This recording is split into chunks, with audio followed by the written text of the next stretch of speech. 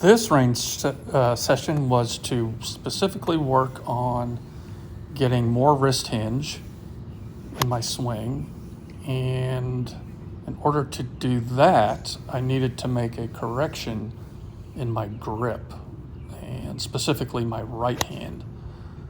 I have a couple of golf friends, buddies that I used to play with quite a bit, and Eric and Kobe. Shout out to Eric and Kobe out in West Texas.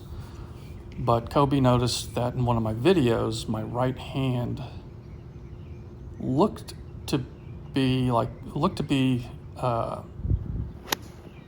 I was gripping the club with the palm of my right hand and not the fingers.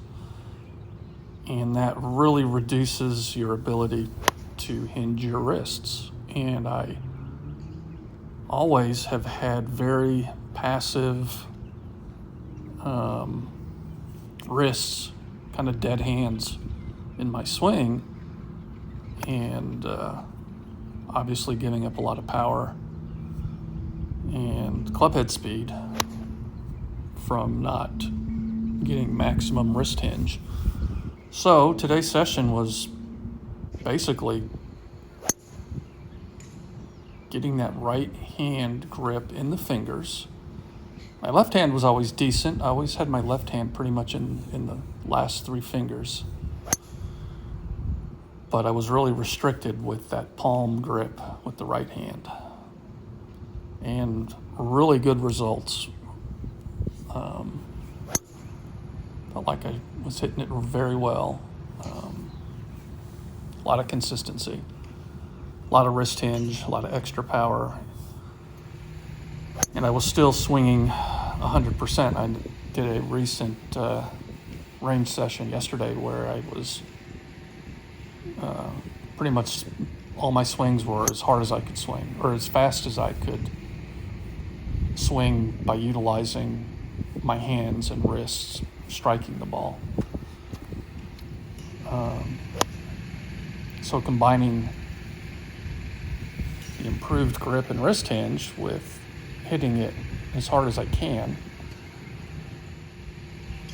has really seems so far to really have improved my ball striking. So I'm excited to get back out on the course and see if it holds up.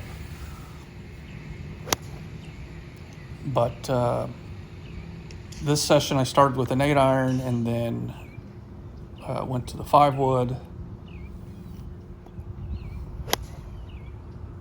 and then to a 6-iron.